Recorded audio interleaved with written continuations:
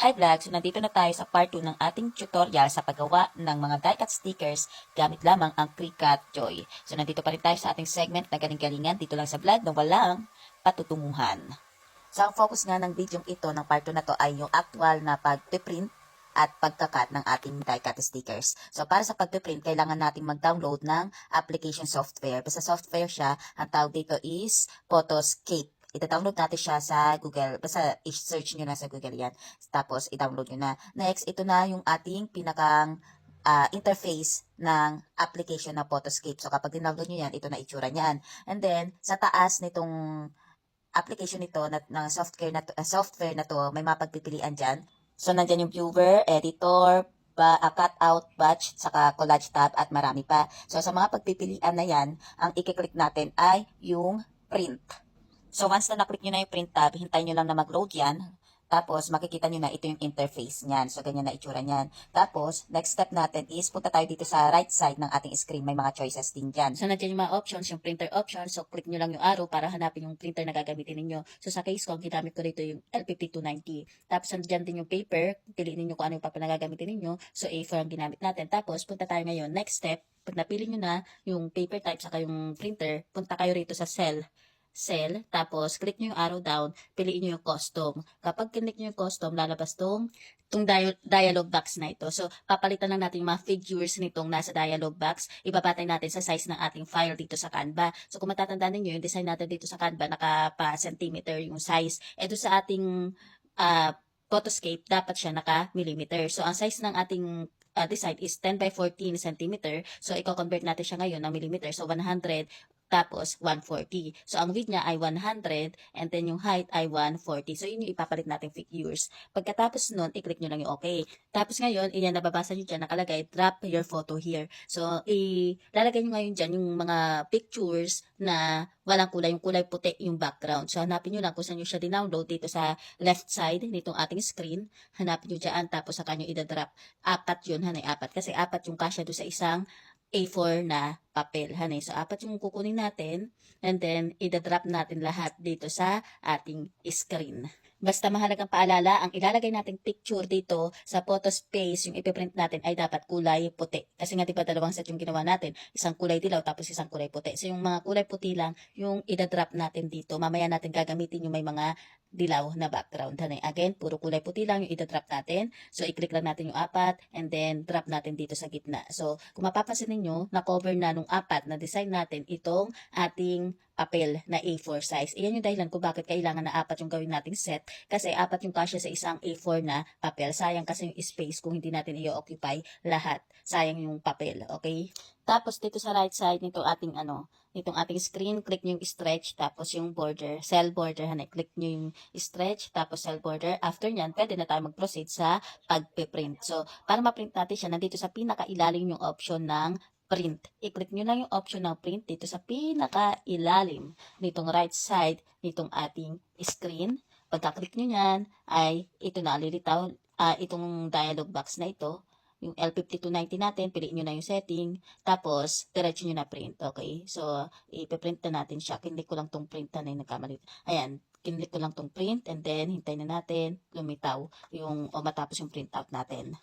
So, ito na nga, nakapag-print na tayo sa ating vinyl sticker paper, hanay. Sticker paper yung ating pinagprinta na kasi die-cut sticker nga yung ating ginawa, hanay. So, ito na yung ating print out sa wakas. So, napakahaba na proseso pag-print lang yan, hanay. So, after natin mag-print, gugupitin na natin itong ating design, itong ating print out, hanay. So, tandaan na sa paggugupit nito ating print out, siguraduhin na yung tatamaan ng gunting ay yung labas nung itim na border natin, hanay. So, dapat doon tayo maggugupit sa labas ng kulay itim na border kasi napakahalaga ng kulay itim na border na yan. So, hindi dapat yan matamaan ng gunting o hindi dapat yan mawala. Kasi iyan yung babasahin ng ating Cricut machine para sakto yung pag-cut niya sa ating mga dyan sa mga die-cut stickers natin. Again, pag magka-cut tayo ng ating sticker, nito ating printout, siguraduhin na sa labas ng kulay itim tayo gugupit, tulad nitong ginagawa ko ngayon. Kasi napakahalaga ng black border na yan para sa ikatatagumpay ng ating project.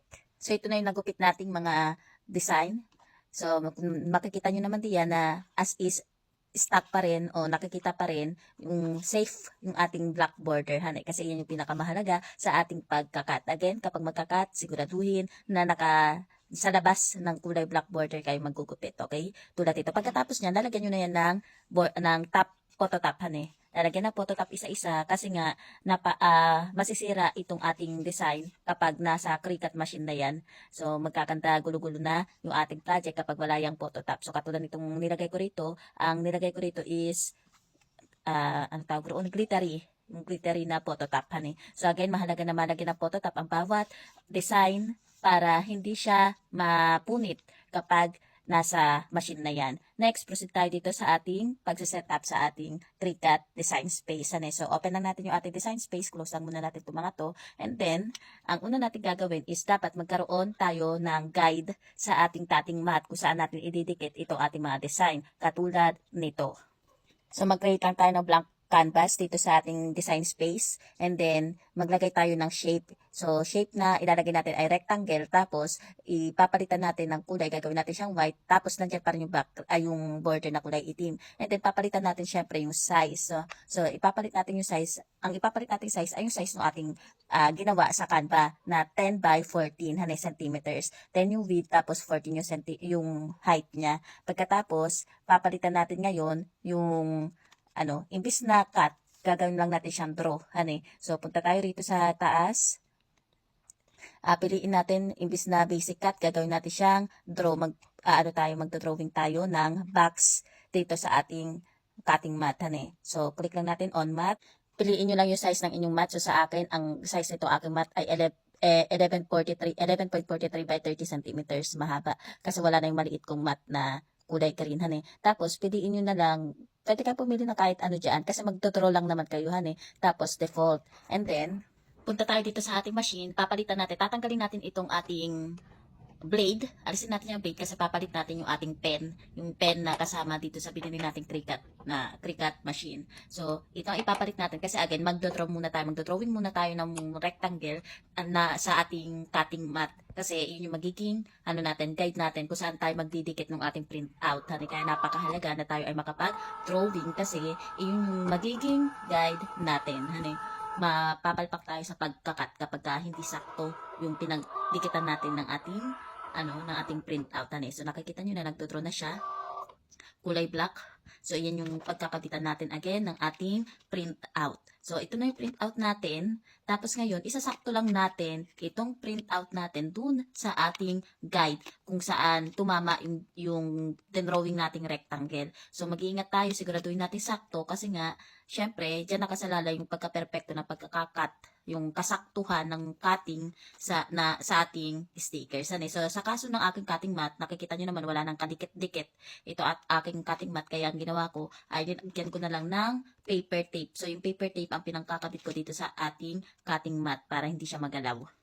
Once na na-secure na natin yung pagkakadikit ng ating print out dito sa ating cutting mat, balik tayo dito sa ating Cricut design space. Tanggalin natin itong rectangle, tapos mag-upload tayo ng picture. I-upload natin ngayon yung kulay dilaw na background na ginawa natin sa Canva. So, dinownload natin yung kanina. Ngayon, i-upload natin dito sa ating Cricut design space. Siguraduhin nyo lang. So, ito upload natin. Browse natin. Siguraduhin nyo lang na yung pipiliin ninyo ay akma doon sa nakadikit dito sa ating cutting mat. Baka, kasi diba apat yan? So, piliin ninyo yung tama, yung akma doon sa nakadikit sa ating cutting mat. Kasi nga, baka mamaya yung iba pala yung mailagay ninyo. Pag na-upload nyo na, tatanggalin nyo ngayon yung background. So, madali lang naman yung pagtatanggal dyan kasi i-click nyo lang yung kulay dilaw. So, itapat nyo lang yung mouse ay yung cursor doon sa kulay dilaw para matanggal yung yung background dito. So, kapag natanggal na yung background, magpo-proceed na tayo. So, click OK lang, click upload pala.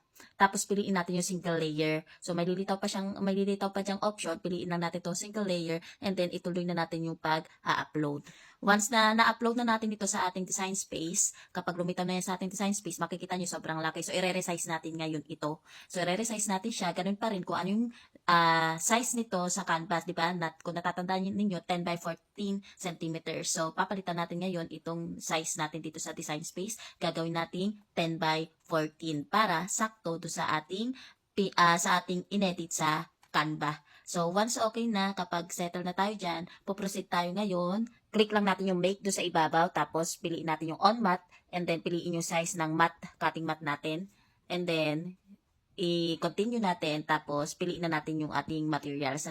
So, ang pinili ko material dito is yung cardstock na Smart Paper Matless Stickers. Sticker, cardstock. Basta, Smart Paper Matless Sticker. So, ngayon ipapakain na natin itong ating cutting mat dito sa ating machine para mabasa na niya, tuluyan niya na maikat itong ating sticker. So, hindi ko na napansin na namatay pala yung video, kaya hindi na ko na yung buong pagkakakat dito sa ating sticker, pero ito yung final output niyan. So, ito yung final product natin, ang ating die cut stickers. So, dito na nagtatapos ang aking galing-galingang video, napakahabang ito. Paki-like at follow ang aking page, Charms Digital Printing Services. Bye-bye!